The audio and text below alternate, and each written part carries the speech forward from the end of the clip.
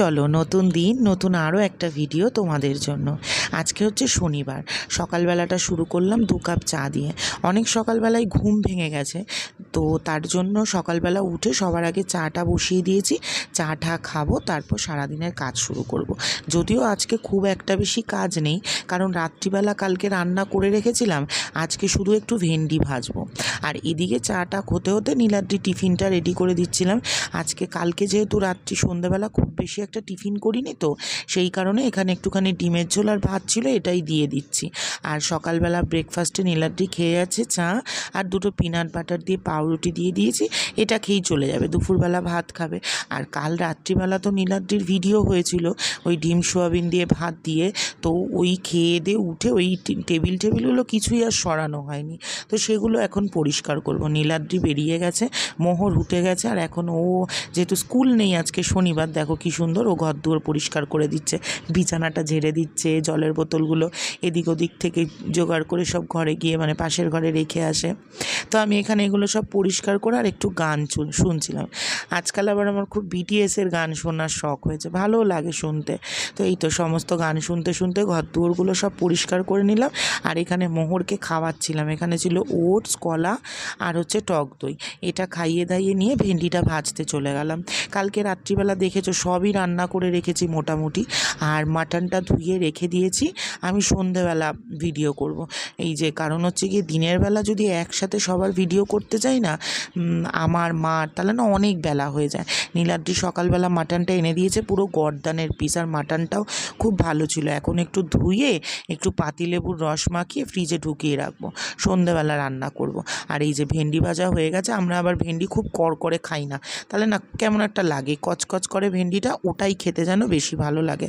আর এই দেখো কি পরিমাণে ইঁদুরের উৎপাত হয়েছে আমাদের বাড়িতে, ভাবতে পারবে না। আমাদের বড় ঘরটাতে কুচি কুচি কুচি কুচি ইঁদুর হয়েছে, যেগুলো এই কলে ধরা পড়ে না। আজকে ঠাকুর ঘরে এটা দিয়ে রেখেছিলাম, অনেক দিন বাদে একটা বড় ইঁদুর ধরা পড়েছে। ইঁদুরের ওষুধও দিতে পারি না, তো এই ইঁদুরটাকে মা কিছুক্ষণ পরে গিয়ে একটু দূরে ছেড়ে দিয়ে আসবে, যাতে রাস্তাটাও একটু ভুলে যায়, যদিও ভোলে না। আর এই যে দেখো সকালবেলা ঘুম থেকে উঠে সমস্ত পরিষ্কার পরিচ্ছন্ন করে এগুলো গুছিয়ে রেখেছিলাম। আর এই দেখো মোহর ড্রয়িং পেন্সিল আর ড্রয়িং বুক বার করতে গিয়ে কী অবস্থা করে রেখেছে। আর এই যে আমি এখন জিমে যাচ্ছি, আর ওই যে টি শার্টগুলো কিনেছিলাম না, ওটার মধ্যে একটা পরেছিলাম, এটাতে লেখা ছিল যাচ্ছে দিন বাড়ছে ঋণ। এই যে চলো এবার ওয়ার্কআউট করতে যাই। আর আজকে আমার আজকে আমার কার্ডিও একটুখানি করেছিলাম, আর সঙ্গে ছিল চেস্টের ওয়ার্কআউট। তো এখানে ব্যাটেল রোপ করছিলাম, খুব কষ্ট হচ্ছিল আজকে ওয়ার্কআউট করতে। সকালবেলা গিয়ে দেখি কারেন্ট নেই, আমি তো গিয়েই বলছি বাড়ি চলে আসবো। আমার ট্রেনার বলছে এই কিছুক্ষণ করে যাও, করতে করতে 2 ঘন্টা ওয়ার্কআউট করে নিয়েছি। আর এই ব্যাটেল রোপ করে আমার অবস্থা পুরো খারাপ হয়ে গেছে, মানে যা তা অবস্থা। এই আমি জিম থেকে এখন বাড়ি এলাম, আর এই যে মোহর, আমি এখন যাব চান থেকে এসে বিকেলবেলা সব কাজকর্ম করবো, এখন আমার কোনো কাজ নেই। আচ্ছা তোমাদের একটা জিনিস শোনাই, দাঁড়াও। দিদুনের কি নাম? রাকি ডাবযুক্ত। কি? রাকি ডাবযুক্ত। ডাবযুক্ত? হ্যাঁ, আমি এরকমই বলি। আচ্ছা বল দাশগুপ্ত, বল। ডাবযুক্ত।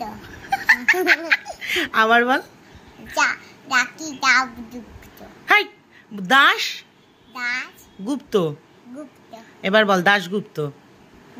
দাশগুপ্ত। তাহলে দাবদুত্ত বলছিস কেন? রাকি দাশগুপ্ত। হ্যাঁ, রাকি দাশগুপ্ত। এই তো হয়ে গেল তো। এখন দেখবে কোন নামটা আমি লিখেছি। স্নান টান করে পুজো দিয়ে মোহরকে খাওয়াতে বসলাম। মোহরের জন্য নিয়েছিলাম অল্প একটু ভেন্ডি ভাজা আর 1 পিস ওই কাতলা মাছ। এই ভাত খাওয়ানো তো আমার শাস্তি। এদিকে আমি একদিকে মোহরকে ভাত খাওয়াচ্ছি, আর একদিকে মায়ের ভিডিও হচ্ছে। আমি তো আজকে দিনের বেলা কিছু খাবো না, যেহেতু আমার সন্ধ্যেবেলা ভিডিও আছে। আর এই দেখো কি অবস্থা, চারিদিকে জলাকার। একটুখানি বৃষ্টি হয়েছে তাতেই এই অবস্থা, আকাশের পুরো যা তা অবস্থা। আর এদিকে মা এখন বাড়ি চলে যাচ্ছে। আজকে তো মোহরকে ক্যারাটে ক্লাসে পাঠাতে পারছি না, কারণ প্রচণ্ড জল চারিদিকে, এই জল টপকে আর যাওয়া সম্ভব না মেয়ের পক্ষে। তো সেই কারণে আজ আর পাঠালাম না। আজকে ব্যাপক বৃষ্টি হবে মনে হচ্ছে। এক রাউন্ড হয়ে গেছে, তারপরেও আকাশটা এত গোমরা হয়ে রয়েছে, তো যা তা অবস্থা। চলো, আকাশ তো দেখালাম, এরপরে তোমাদেরকে দেখিয়ে দিই মায়ের বানানো দুটো জিনিস। এখন মা বানিয়েছে। কি দিয়ে বানিয়েছো মা এটা? ওষুধের ছিপি দিয়ে। ওষুধের ছিপি নিয়ে সুন্দর হয়েছে দেখতে। এটা একটু দাম আর একটা বানিয়েছো দেখালে না? এই তো এইটাই বানিয়েছো? আর চুড়ি বানাচ্ছি না, আসলে আইসি দিয়ে, ও। এখন ফিনিশিং হয়নি। দেখ ছিঁড়ে যাবে, এটা গুগলের জন্য বানিয়েছে মা। আমি দারুণ ছিঁড়ি হয়েছে না। দেখতে, আমি ছিঁড়ি না, আমাকে দাও। অসাধারণ। আমার তো এটা কানে পড়ি। কানেরই তো ফোকাস দিতে পারছি না, এক হাতে ধরে কানে রয়েছে। পড়ে নেব, কানে দিয়ে পড়ে দাও, মা নেব। ভিডিও করছে। তুমি ধরো, দারুণ হয়েছে মা,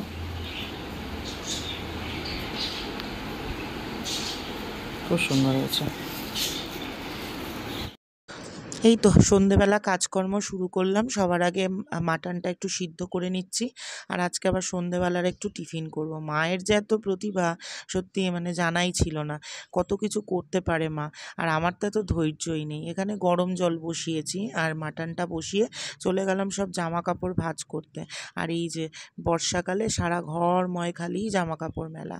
সন্ধেবেলাটা একটু পাস্তা করব। আমি তো রাত্রিবেলা ভিডিও করব, কিন্তু সন্ধ্যাবেলা মোহর টিফিন খাবে, নীলাদ্রি অফিস থেকে টিফিন খাবে, এই জন্য ভাবলাম একটু পাস্তা করব। আনএক্সপেক্টেডলি পাস্তাটা যখন করছি আর মনে মনে ভাবছি, ধুর, এত কষ্ট করে এত কিছু রান্না করি, মেয়েটা আমার কিছুই খেতে চায় না। আমার কত শখ আমার মেয়ে একটুখানি সুন্দর করে খাবে। তো যাই হোক, মানে এক্সপেকটেশন ছাড়া যখন কোনো কাজ হয়, সেটা যখন ফুলফিল হয় বা সাকসেস হয়, যে কী আনন্দ হয়, আজকে আবার সেটা নতুন করে ফিল করলাম। জানো তো, আজকে যখন পাস্তাটা বানাচ্ছি, বেসিক্যালি আমি বানিয়েছিলাম নীলাদ্রি সকালবেলা খেয়ে যাবে, আর সন্ধ্যেবেলা এসে নীলাদ্রি টিফিন খাবে। মোহরকে দেবো, দিলে খাবে, খেলে খাবে, না খেলে না খাবে। আর আজকেই মোহর এত সুন্দর করে পাস্তাটা খেয়েছে। আমি এরকমভাবেই পাস্তা করি, ওই ক্যাপসিকাম গাজর দিতে পারি না, মোহর খায় না। তো সবার প্রথমে আলু পেঁয়াজটা ভেজে, ডিমটাকে একসাথে ভেজে ওর মধ্যে একটুখানি পাস্তাটা দিয়ে দিয়েছিলাম। পাস্তাটা একটু ভালো মতো নাড়াচাড়া করে ওর মধ্যে অল্প একটু নুন আর মিষ্টি দিই, তারপরে একটুখানি গোলমরিচের গুঁড়ো দিয়ে দিই। গোলমরিচের গুঁড়ো টুড়ো দিয়ে ভালো করে নাড়াচাড়া করার পর যখন পুরো একটু ভাজা ভাজা হয়ে যায়, তার উপরে একটু বেশ কিছুটা টমেটো সস দিয়ে দিই, দিয়ে তারপরে ওটাকে আবার একটুখানি ভেজে নিই। এত ভালো লাগে এইভাবে পাস্তা খেতে। আবার মাঝে মাঝে আমি আবার ওর মধ্যে একটুখানি চিজও দিয়ে দিই, তবে এখন আর চিজটা দিলাম না। তো এইভাবেই আমি পাস্তা রান্না করি, আমি প্রথম থেকে এইভাবেই করি। বিনস গাজর টাজর কিছু দিতে পারি না, মেয়ে খায় না বলে। এরকমভাবে করে দেখো, খেতে কিন্তু বেশ ভালো লাগে। একটুখানি চাট মশলা দিয়ে দেবে উপরে। আমি আগে চাউমিনের মতো এর মধ্যে একটু চিকেন মশলা দিয়ে দিতাম। তো এই তো হলো সন্ধেবেলার টিফিন। তো তারপরে রান্না মানে ওগুলো বসিয়ে টসিয়ে দিয়ে চলে এলাম একটু সন্ধে দিতে। আগে একটুখানি সন্ধে দেবো, তারপরে যাব মোহরকে খাওয়াতে। এই তো গীতা টিতা পড়া হয়ে গেল। এরপরে আগে একটুখানি তোমার এই মশলাটা একটুখানি ভেজে নিচ্ছিলাম। এটা হচ্ছে কি, আজকে একটা দারুণ জিনিস বানাবো। কি বলো তো, আজকে একটুখানি ফ্রাইড রাইস বানাবো, এই জন্য এই মশলাটা ভেজে নিচ্ছি। একবার তাও তোমাদের বলে দিই, আজকে আমি শুকনো লঙ্কা তেজপাতাটা দিইনি।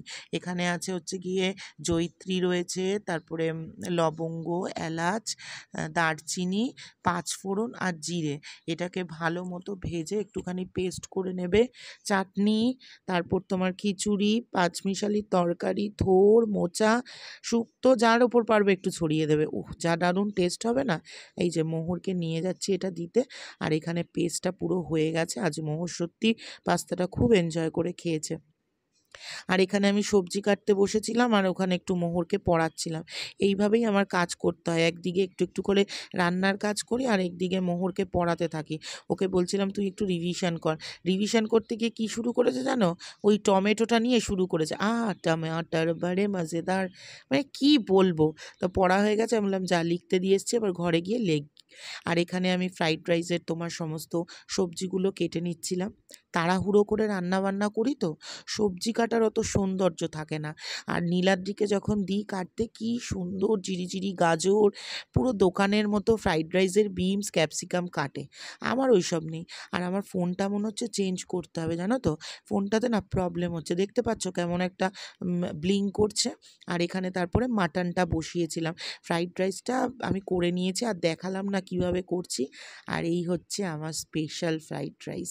তোমরা যারা বলো না, আমার সত্যি একটা সময় না খুব ইচ্ছে করে যে তোমাদেরকে আমার হাতের ফ্রাইড রাইসটা খাওয়াই, তাহলে সত্যি তোমরা বুঝতে পারবে।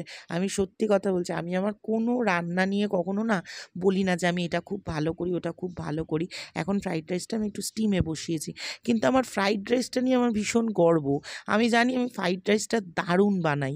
তো এখানে মাটন কষাচ্ছি, একদম পুরো পোড়া পোড়া মাটন। উফ, আবার জিভে জল চলে এলো।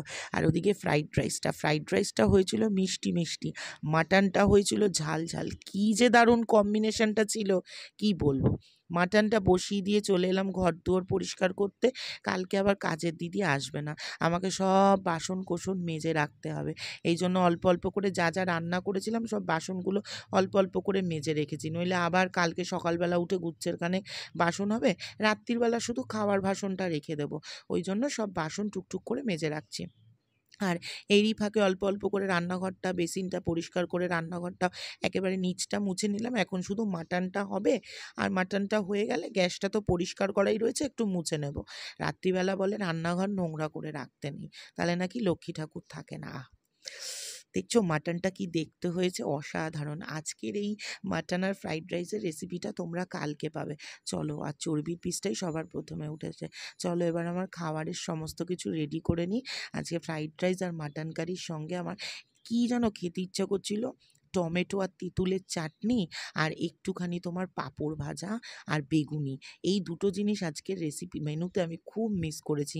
যেহেতু রাত্রির বেলা আমি ভিডিও করছি, আর আমি তো বেগুনি খুব একটা বানাতে পারি না, তাই জন্য মা ছিল না, ওই জন্য বেগুনিটা আর বানানো হলো না। এই তো চলো এবার ভিডিও করতে বসবো। একটা গোটা দিনের ভিডিও তোমাদের সাথে শেয়ার করলাম। ভিডিওটা কেমন লাগলো প্লিজ কমেন্টে জানিও।